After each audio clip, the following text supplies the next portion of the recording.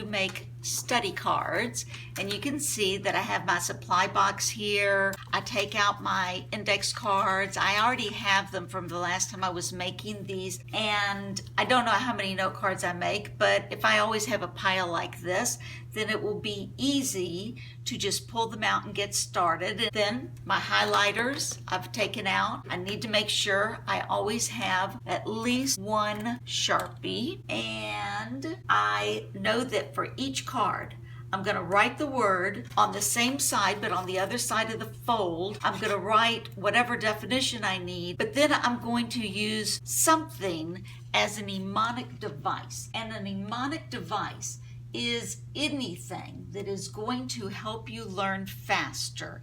It could be highlighting, it can be making up a new word or a new sentence. It could be anything that helps you learn. Doesn't have to be real, doesn't even have to make sense. You just have to be able to remember it. So on my first note card, I am writing a definition for the word knoll, and I make my bullet, and a knoll is a small hill. And I can look at this and immediately I can think, oh, well, that would be an easy way to remember. I'll just highlight the L's of knoll, I'll highlight the L's of small, and I'll highlight the L's of hill, and that is going to help me remember. Now I'm going to put that just barely underneath so that I can put everything in a pile. Now, my second word is escarpment, E-S-C-A-R-P, and I already see I'm going to run out of room. And your brain likes things very neat and orderly. I'm just going to throw that one away. I'm going to take another one. No muss, no fuss. Your brain wants everything very neat, very tidy. You only write these note cards in print, and you never cross anything out. E-S-C-A-R-P-M-E-N-T. And I happen to know from my study list that an escarpment is a steep cliff. So I will take these out, and I'm going to highlight the S and the C for steep cliff, and N, again, the S and the C in the definition, and that's going to help me remember. And you can see, I'm going to put these down with the folds going the same way. And that way, when I'm ready to study these, I can either look from the term side or I can look from the definition side.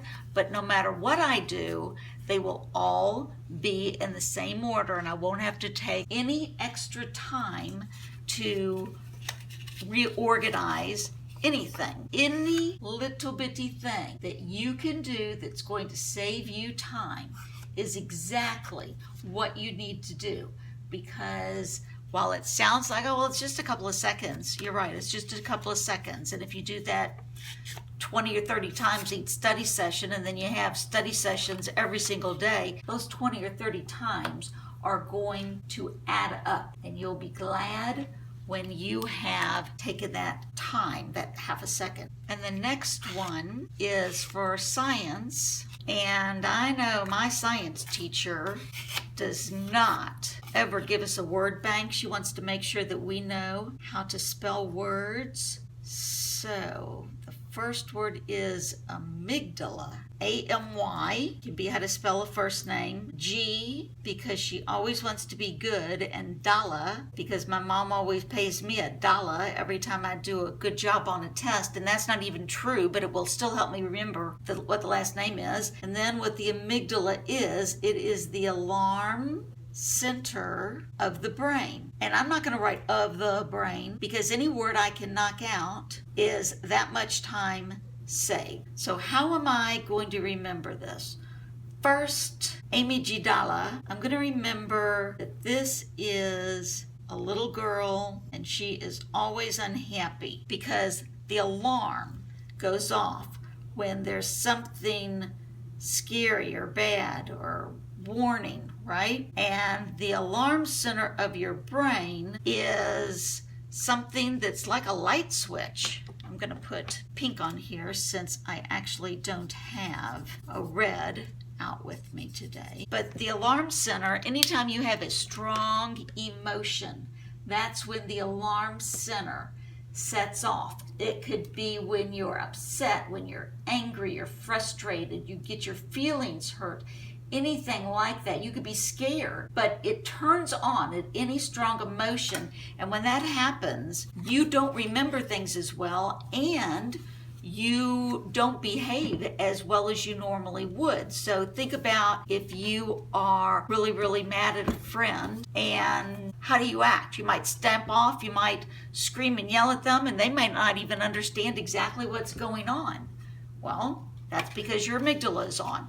Or if you're taking a test and all of a sudden your brain goes blank and you don't know why, and everything that you studied is gone, but you knew it. That's because your amygdala is on. So later on, I will show you or teach you how to turn your amygdala off. This one is for art, and the art teacher wants us to know the colors of the rainbow. And this is an acronym. You can take all the different colors of the rainbow, the first letter of each of them, and you can write the word Roy, G, Biv. And that's red, orange, yellow, G is green, B is blue, I is indigo, and V is violet. And that could be enough, but quite frankly, your brain loves to see highlight, and it just helps you remember. So, a Roy, G, Biv. And I have one more card, and this one is for English, because I have to learn what the coordinating conjunctions are and what they do. Coordinating conjunctions. First of all, there are only 7 of them, and we can use an acronym for that one again. So if we do fanboys, obviously, with the word fanboys, that does not even have to be a real word. For, a, and, in, nor, be, but, o, or, why, yet, s, so. And what are coordinating conjunctions? Well, they connect words, phrases, or clauses. And I think over here, I'm just going to put a WPC, watermelon pie and cake, my favorite desserts. That would be just fine, but that's going to remind me words, phrases, and clauses. And connect, and conjunctions. So this actually even starts with the same letters as connect, and I think that'll help me. That's all I'm going to do now. I'm going to show you how I would study these. And normally I would separate them according to subject, but since I don't have that many, I'm going to put 4 of them down. And you do want to make sure that they're as flat as they can be. And you put any 4 down. And then you think, all right, let's look at one of them. Coordinating, well, I just did that one, so I won't start that one, yes, because it might be too fresh in my brain. Let me move these out of the way. I'll just put them in there for a minute. Knoll, I'll look at the 2 L's, and that reminds me that the definition of knoll is a small hill. I'll look to make sure, yes, it is a small hill. I got it right. I'm putting it in another pile. Then I'll put another one down. Okay, amygdala. This is amygdala. It's an unhappy girl, and so you spell that Amy G Dala. And the A looks like it's kind of exploding. Something's going off, and that's because it's an alarm center of the brain.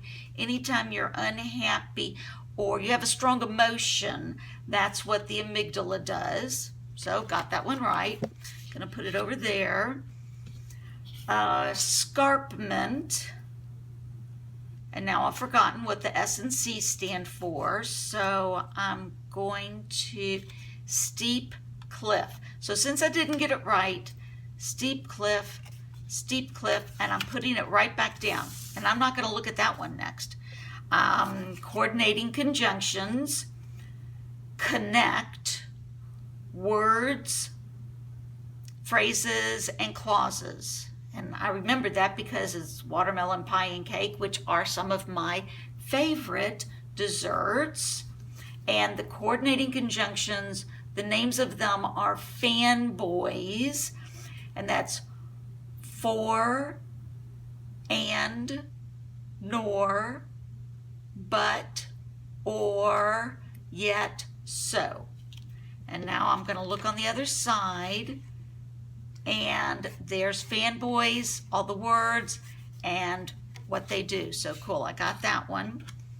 Color the Rainbow, that's Roy G. Biv, colors. So all the colors, but whoops, forgot to look. Roy G. Biv, red, orange, yellow. G is green, Biv is blue, indigo, violet. So I got them all right. Now I have to go back to escarpment and see if I get this right this time. Escarpment, the S and the C, that stands for steep cliff. I open it up and it does. So great, I got them. Every single night I am going to give myself 5 or 10 minutes per subject where there are note cards. If there are science, that's art, that's English, that's science, and this one was also science. Okay, so I'm going to keep these cards plus any other notes that I get from that teacher. I'm going to make more cards the next night, and I'm going to add them to this, and every single night I am going to add them and review them. When I'm through, I'm going to go ahead and keep them all in one baggie, and I will label science, and that's only because I don't, but that maybe that science teacher said that she actually wanted things in red. This is fine, or you could do it with whatever color. And you think that you might be running around and not have your index cards in a separated baggies or something, then you could put a color on the top of all of those cards. So at the top of every science card, I might just put one strip of green. And that way, if I'm carrying all of my cards and the baggies fly open, because I didn't realize they were totally closed, and everything gets mixed up, I'm actually not going to have to worry about it because I have this strip of color across the top. And remember, I like to use pink instead of red because you can see through it. And art is one of my extra things, and whatever color she likes, and maybe she wants me to do a bunch of different colors, and that's fine too. Yellow, blue, purple, and then green. And do you know why I would never, ever, ever in a million years do all of these different colors up there as opposed to just one swipe? You guessed it. Can you imagine how much time it would take if I had 50 cards or however many? You want to save yourself time. You don't want to make yourself take more time for something. So you save these, and that way you have them when it's time for the next test. And once you get to the point that you have unit exams, you never throw these away. You keep them in whatever note card, a plastic bag or whatever container according to subject area, and then you go back to your science. And I'm going to move this up so you can see this is where I have my science, and I'm going to drop the note cards in here, and that way when it is time for me to study, all I'll have to do is pull them out of there and I'll be set to go.